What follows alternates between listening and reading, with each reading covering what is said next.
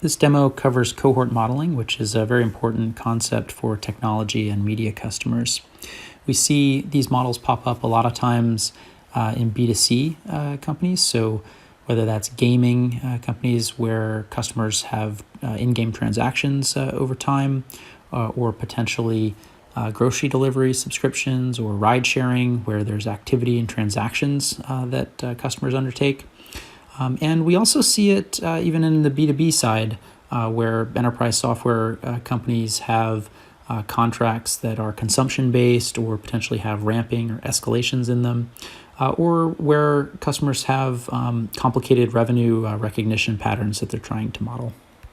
In the example we've got here, which imagines a consumer internet company, we've got a forecast summary in the upper left, which shows how they think about their top-line build, and two supporting schedules underneath that we'll dive into in a minute that handle a lot of the modeling, and a chart on the right that lets us look at weekly active users across the different platforms.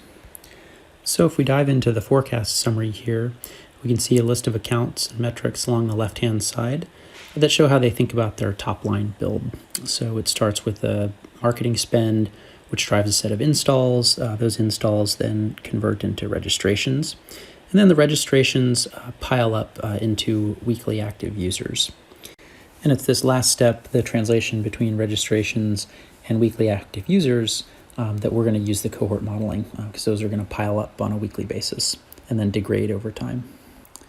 And as you can see, they think about all these metrics across a couple of different dimensions. So what platform is driving it, as well as the channel, so Facebook, Instagram, etc. And this works like a big pivot table. So if I drag a channel down here onto weekly active users, you can see it pivot around. And now I'm looking at the totals across the different channels. And if I look out here, and this will be important in a minute, out a few weeks, I can see by week sort of 3 and 4, I'm getting up to north of 50,000 users. So if I head back to the main dashboard here and click on the supporting schedule below, you can see how the waterfall builds up. In week 1, I've got the first cohort begins, and then there's just the single entry. And if I move over a week out, I can see that initial cohort degrades slightly, and then a new week 1 cohort piling on top, and so on and so forth as you move over towards the right. And if we close this back out and head down to our last schedule here, we can see the actual retention curves which are driving this. That initial cohort that comes in week 1 in early January drops to 90% in week 1, then down to 80, 79, so on and so forth as it degrades, and then each cohort in the subsequent week follows a similar pattern. And this model imagines just a single set of curves changing by week across the entire business, but this could easily be a cube sheet where I break out different ones for different dimensions, platforms, channels, etc. Okay, so now time for a little what-if analysis.